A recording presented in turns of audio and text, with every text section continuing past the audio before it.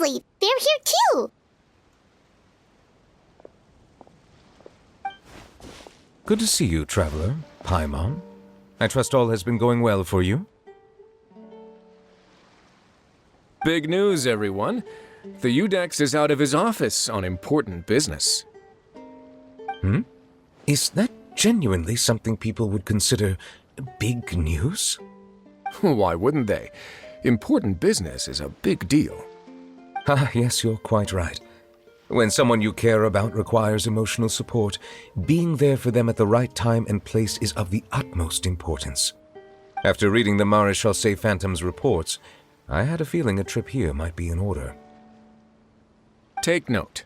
That, my friends, is how Monsieur Neuvillette shows that he cares. We're both here for the same purpose, actually, to accompany Sigewinne as she pays her respects to her late teacher. So the old friend she mentioned was her teacher then? The witch? Oh, sorry. Paimon didn't mean to be rude. It's only because Sigewinne calls her that all the time, so... I doubt she considers that title to be offensive, Paimon. Don't worry. Indeed. In fact, I believe Sigewinne would take it as a sign of affection.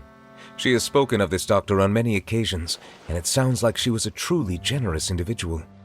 In those days, many people harbored prejudices against Melusines. She was the only teacher willing to take Sigewinne on as a student. Wow. It's really nice of you two to be here for Sigewinne. Guess you guys really look out for your younger colleagues, huh?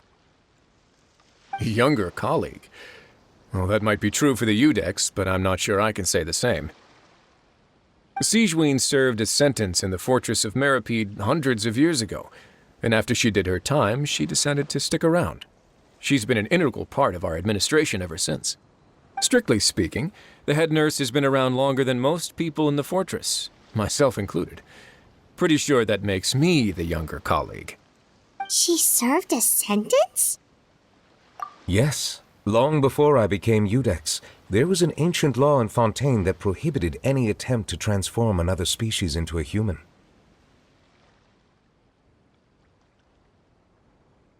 Initially, I and most researchers believed this law to have been imposed due to ethical concerns. But now, it seems more likely that the law was nothing more than an insurance policy, a way for Egeria to ensure that her people would remain insulated from the truth, thus enabling them to lead more straightforward, happier lives. Ignorance is bliss, as they say. Sigewinne had her reasons for choosing to obtain a human form, but the act was nonetheless in clear violation of the law.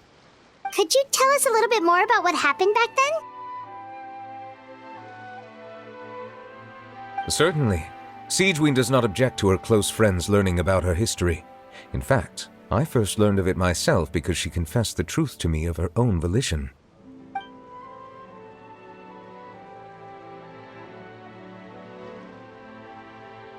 Even with their daughter so ill, they kicked you out? Stubborn as always. And prejudice isn't a disease I can cure either.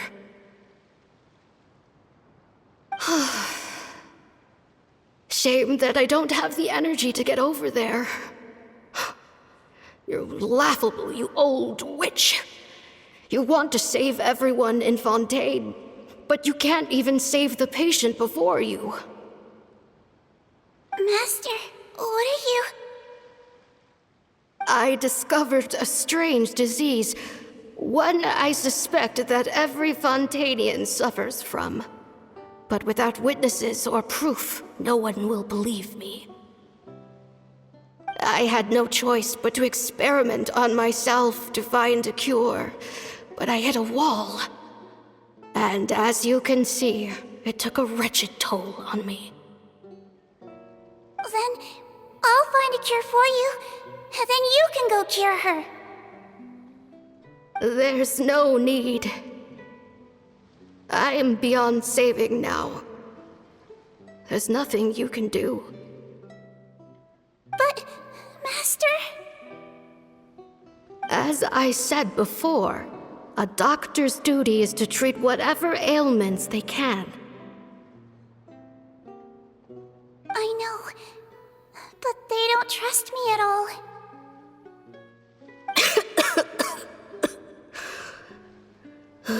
That girl. She's your first ever patient, isn't she? Tell me, what cost are you willing to bear to see her cured? I'll do whatever it takes. Even if it means breaking the law and being punished for it?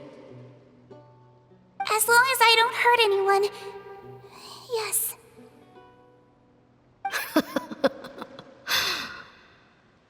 Spoken like a true student of mine.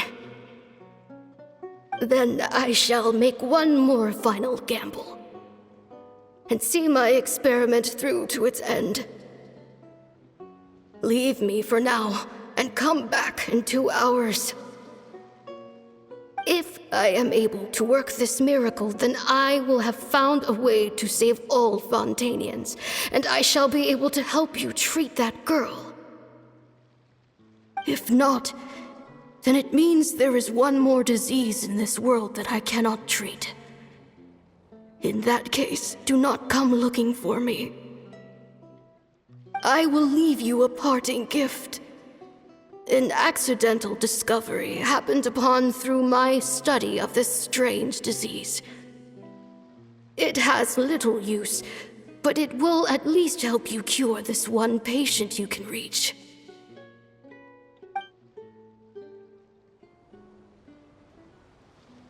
When Sigewinne returned, the miracle had not occurred. She found a potion bottle and a note on the table. After using the potion as instructed, she gained her current form, breaking Fontaine's law in the process. And after I had confirmed the veracity of the events, I gave my verdict.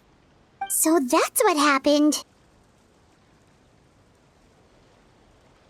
I fear Sigewinne only understood the full story after the truth about the dissolution of Fontanians was uncovered.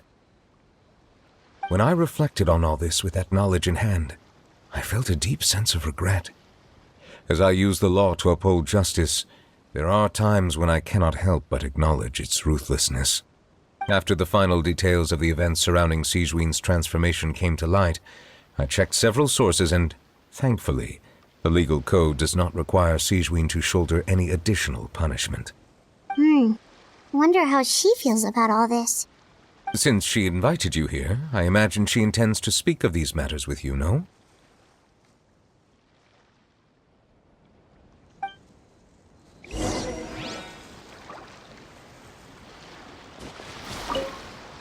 On behalf of the Maréchaussée Phantom, I would like to once again thank the Fortress of Meripede for your assistance in the response to yesterday's prison break. Our head nurse and the traveler in Paimon did most of the heavy lifting, I would say. Sigewinne seems to be in good spirits. I trust work hasn't been too hard on her lately? Well, she might be the only permanent medical staff in the fortress, but there's plenty of people with medical knowledge willing to help her out. I am most relieved to hear it. The way you're asking after her well-being makes you sound like a concerned parent. Well, I won't lie.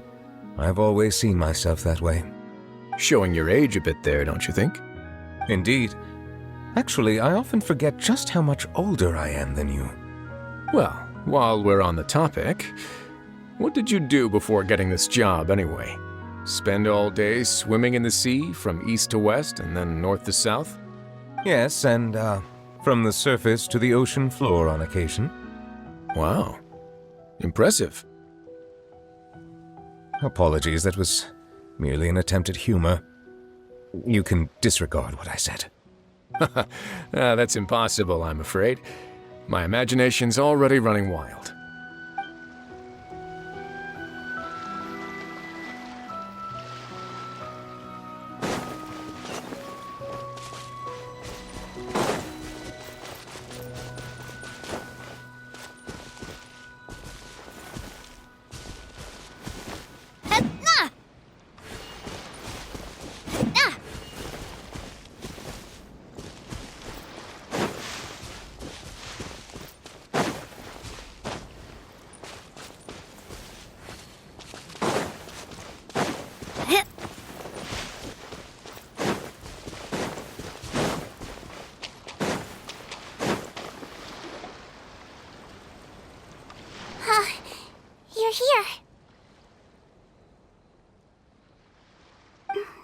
friend I mentioned was my teacher. When she passed, her body was nowhere to be found. All that's left of her is an empty tomb. And even that's deep underwater now. Seedween, the witch who gave you the magic potion, she was your teacher, wasn't she? Sounds like Monsieur Neuvillette filled you in. After learning the truth, it must have been hard to process, huh? Well, to be honest, after I realized what really happened that night, my first thought was that it kind of made sense. It seemed exactly like the sort of thing she would do. But she was planning to sacrifice herself and never told you. That's just who she was. If lying is what it took to get a kid to take their medicine, then that's what she'd do. Alright, but why did you turn yourself in? I broke the law, simple as that. My teacher made her choice, and I made mine. True. It's just, the way Potton framed it when he was asking you all those questions, it made Paimon really mad. You're not like him at all, and everything Neuvillette said confirms that. And yet, you were still convicted and thrown in prison. It just feels so unfair. Unfair?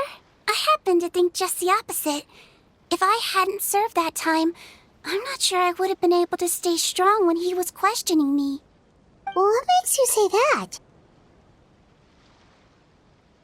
I knew you'd be curious. Let me tell you a story.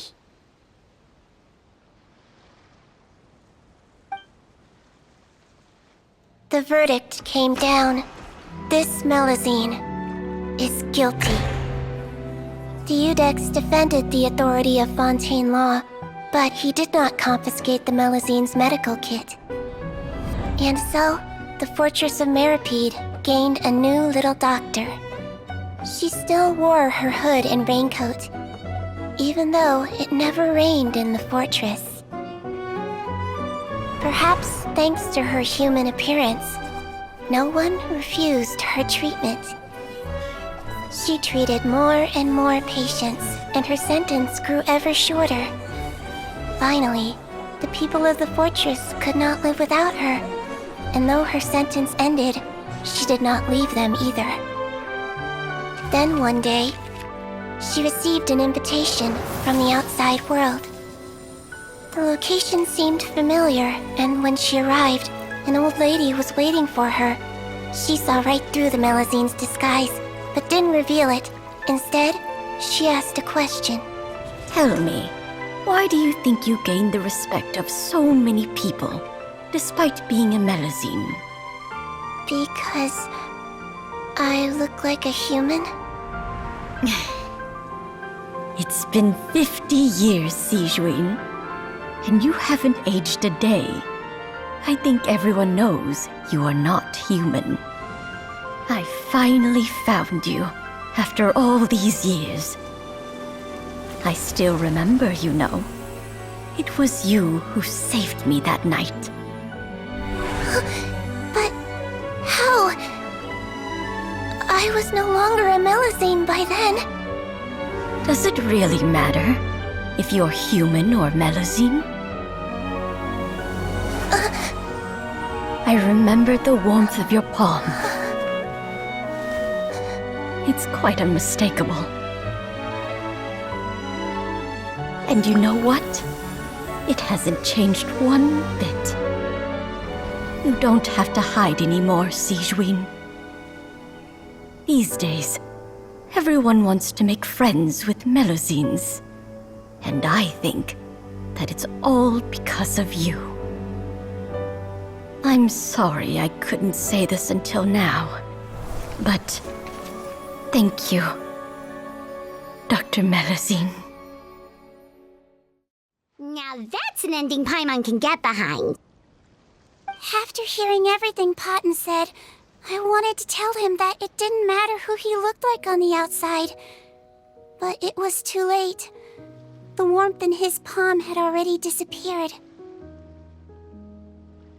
I tried to treat him, but the roots of his problem had nothing to do with his face. I understand. Thanks, you two. I appreciate you being here for me while I talk this through. Oh, it's nothing. Our pleasure.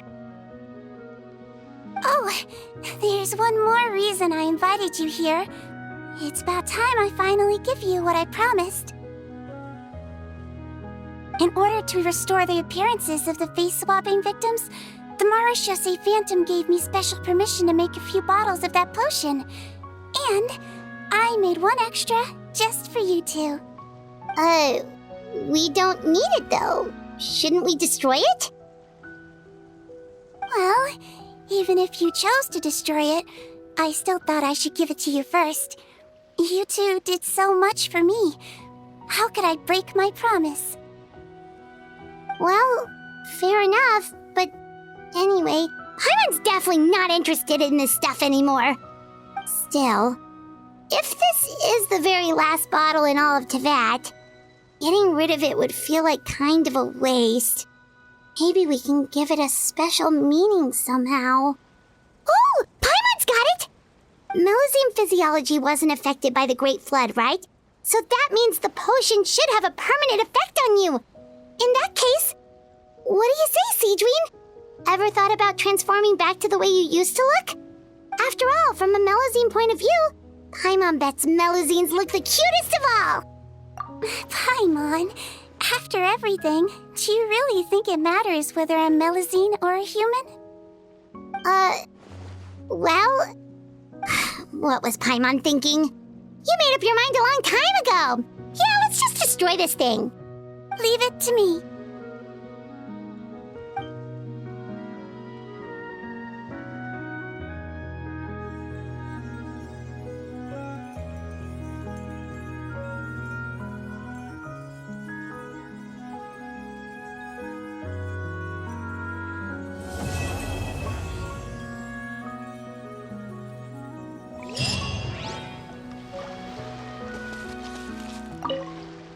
I'd like to stay here with my teacher for a little longer.